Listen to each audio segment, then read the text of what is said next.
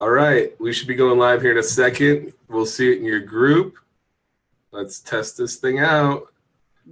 Start is now streaming live on Facebook. That's what it says. I think we're on. That's what it says. Woohoo! So welcome. Thank you, Matt Staton. Renee Hribar here, sales strategist, speaker, and author of the book Sell Like a Mother. And I met Matt Staton when we were at the Digital Insiders for Life Mastermind. And I can tell you his brain just made me go, what? And it was amazing. So I said, please come share what you've been up to, your story, and where you're headed with my audience. And so thank you, Matt Staton. Round of applause. Woohoo! Woo, woo. Yep, so we are finally live. Members who have not had the pleasure of meeting you, tell us your story of your business, a little bit about you. Oh gosh, where do I begin? Hey, Sarah just jumped on. Hey, Sarah, what's going on? Guys, if you're here for that replay, hashtag replay. If you're here for the live, hashtag live, let us know. Give us some likes and loves. Renee is awesome. We immediately bonded like this. It was like, cool. We're just like, you're just as, like, you're kind of like me. Damn, you are handsome and awesome and beautiful. All those good adjectives. I don't even know if they're really adjectives. So my story, gosh. So I'll give you the quickest version possible, which is usually hard for me because I like to ramble. I'm one of the, like, I was the youngest of four, literally just kind of entrepreneurial from birth, had to be thrifty as a child. My grandfather, I remember the first time I was probably about 10 years old, he was telling me some of the things that he had invented over the years and how he got screwed out of some inventions. And, you know, hey, like we came up with this invention and I literally mailed it off to Nike. They politely declined, but it was still cool. Like, he's like, okay, make sure you mail it to Nike, but also a copy to yourself. So it's date timestamp right from the US government. Yeah. So anyway, I was like a little computer geek kid. You know, I played tons of sports and whatnot, but like I was always into computers, programming on a Commodore 64. Wasn't the world's greatest, but I knew that, you know, computers were cool and did some cool stuff. As I got older, I was like kind of lost, didn't know exactly what I wanted to do. And, you know, gosh, the 20s were kind of a blur. I don't drink anymore. Let me just put it that way. So I literally was, you know, trying to find out what I wanted to be. You know, I had started, you know, I was always shoveling driveways and cutting, mowing the lawns for people in the neighborhood. And even had started a mini, like for a summer, seal coating company just to, why not, right? Had a lot of learning lessons along the way. And then I started learning how to really, like, okay, I knew technology. Once, you know, gosh, circa 95 to 2000, you knew the internet was evolving and it's like, okay, cool, websites. So I started building like a little mini web agency. And as I started to grow that, I'm like, oh my gosh, this is kind of difficult, right? Like, more so as a solopreneur. And at that point in time, I was a single dad, had 50-50 custody of my daughter. And like $300, like that I'd sell a website for, would make or break. Actually, I usually sell for 300 to 600, but would make or break it. So I started learning like the secret ninja skills of outsourcing without sacrificing quality.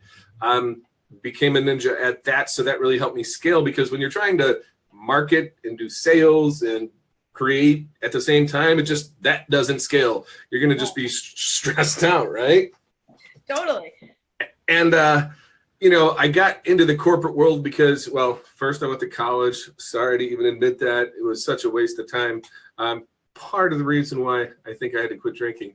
Either which way, I literally went into the whole corporate world, and I did develop some sweet skills. You know, I'm an analytics geek. And this was all outside of college, all of which, you know, I learned just online, Google, YouTube, you know.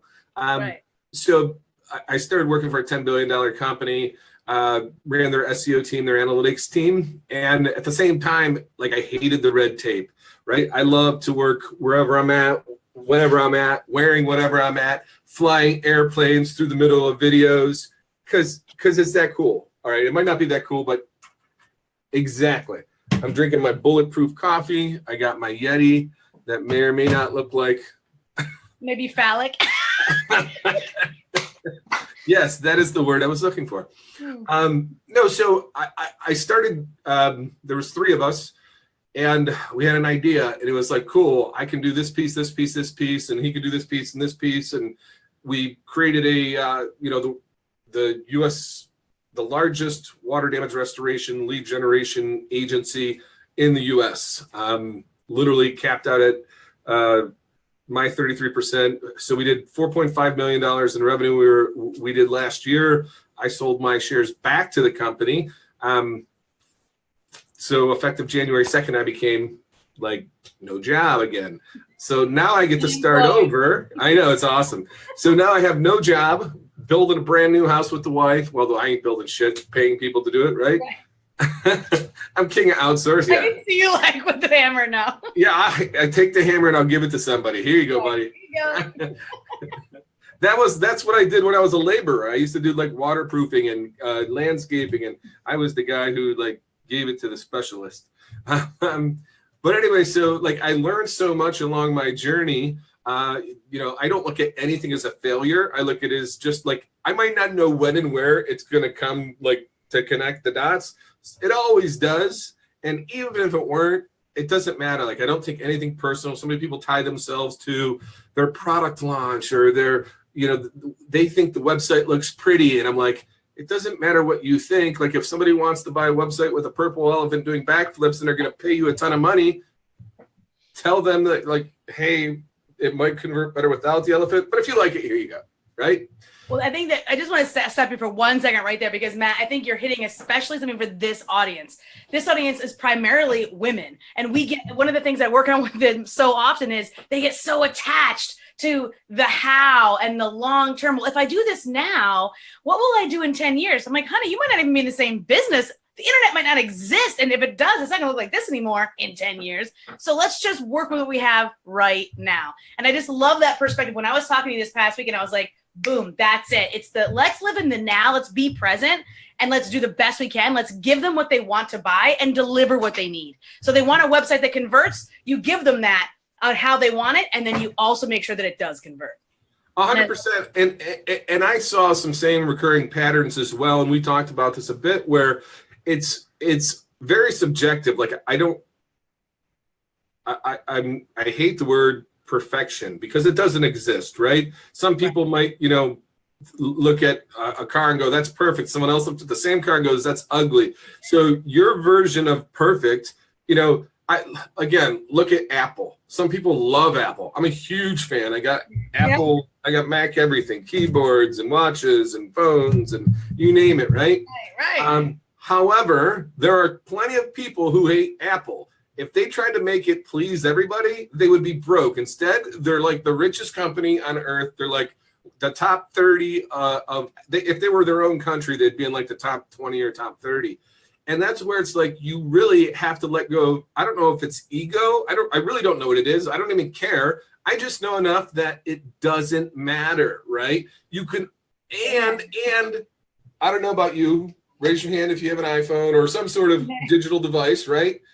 If you have a digital device that has, anything modern, which I think everyone here does, there's apps on it, and those apps are always getting updates. You know why? Because they're always striving to make them better. What you launched today isn't going to, like, dude, my agency from 2000, like, I literally was making like 25 grand a year from that, which at the time was probably a little bit more than half of like my income, right? So, like, it just kept getting better and better and better. Had I not launched then and waited till I was perfect, I would have never got to 4.5 million, Right. Exactly. Yes. Do it now. And because now there's no better time than now, unless it was 10 years ago. So I love that. When I was like just having like those few like times when we all got to brainstorm this past weekend, as soon as an idea popped into your head, you were like, okay, here's how you do it. Bam, bam, bam, bam, bam. For like, not just us, but like all the people that were around. Success loves speed, and we all reserve the right to make it better. So just because I put it on the table doesn't mean that I can't add some salt or pepper, whatever it might be, whatever you're cooking up, you can always make it better and learn along the way, but you've got to be willing to try. And people love that you make it better. So if they're going to buy your thing and then you come back and you add an extra feature, I mean, I launched 3 software. Well, the third one's going to be launched here in just a second. Literally, like, I launched them without even like 2 out of the 3 actually being built. And then I just launched them and kept making them better and better. I even built up on the features. So I already had a feature ready to be released that they were begging for. And then to promote it, I'd be like, hey, who wants X? And they're all like, me. I'm like, hashtag more Vago, hashtag more Vago. And they drop hashtags like crazy. And I'm like, here you go, because I love you. And I do love them. It's not, you know. Right. But like, let them determine what's perfect for them. And then if 100 people ask for something, then it's probably legit. If one person wants it, they're probably fucking wrong. Exactly. Well, and then so many people get stuck in like, I've been researching and I'm like, right. Thank you. Dude, you gotta start somewhere. Trust me. And there's been shit like I literally have done. I'm like, that was so stupid. But I learned. So the next time I do it, I hopefully don't do the same stupid thing. Right, exactly. So do it anyway is the key takeaway. I see geniuses like in that room. I love them all. I literally said there wasn't one person I didn't connect with. Like I loved everybody. But there were geniuses where I'm like, you're sitting on $1 million, you're sitting on 5 million, you're sitting on this million. Like you have to launch now. You have to get out there. You're going to tweak along the way. Be your authentic self, and that's you and I are always authentic. Like it's not. Right. It's weird because when people say authentic, and I'm like, well, that's just normal, and unfortunately, it's not. But so many people have so many superpowers, and if they just would take the action to put themselves out there. Even if it's scary, like that's normal to feel butterflies, right? Like every professional baseball player, basketball player feels nerves before the event, and they get out there and they start crushing it. It becomes more and more comfortable. Right. It's just life. And it's every level. So like when you're making 25 grand, you think, when I make 100 grand, I'll feel better. No, because a third of that room was like, I made 100 grand in the last 3 months. And I don't know though. I'm like, what? Yeah, that means you should ramp up your spend so you can crush it times 10, right? Like Russell Brunson, and this is 100% true, and he'll tell you, and it's not just him. When I have other people validating what he's saying about him being an introvert, but then also on top of it, where it's like, okay, guess what? You know, he still feels nervous getting out in front of speaking in front of all like Grant Cardone's crowd, and dude's making millions and millions and millions of dollars. So. Right. Again, those feelings are normal. Recognize them and just move through them. Yep, absolutely. And so you have launched more Vago, Group Funnels, and now Scalepreneur. So which one do you want to talk about? All three? I've loved everything I've heard you say. I'm like, yes. I'm on board with all of them. Man, you're gonna love the newest one, which just to show you how success loves speed. I'll talk about the new one. If you guys haven't checked out more Vago and you want to increase like conversions on your website, get more sales from your funnels and all that, go to morevago.com. Group Funnels is awesome for group owners. You can talk to your group about that at a later time because it'll be a perfect fit. So This is something new. It's awesome right now. I'm calling it Message Blocker. I might call it a Bot Blocker too, but we'll talk. So here's a scoop. This is ridiculous. Had this conversation last night with a business partner, Matt Timms, and the thought was, dude, like as you start communicating with people, and I'm on my desktop as we are now, like I get pinged. You ever friend someone, and all of a sudden the next thing they do is try and hit you up with, hey, do you want to buy this? Do you like this? This. I don't have time for that, right? So I want to take time as one of those commodities you never get back. So I literally was like, hey, man, we could just make a software that's like literally going to block messages except for people on your whitelist, right? So you're on my whitelist. So as soon as somebody comes on, and if you were to message me, it's coming through, right? So I don't care if I gave you permission to, throw bots at me and whatnot. Like, guess what? It's not coming through unless I add you specifically to the whitelist, which is really, really cool. So I literally created a prototype. We demoed it today. We're going to pre-sell 100 at $97. And we already have at least, 20, 25 people that have already said that they want the thing. When you see the demo, and it's on my Facebook page, my personal profile, which is public, so feel free to check it out. Hashtag, its message blocker.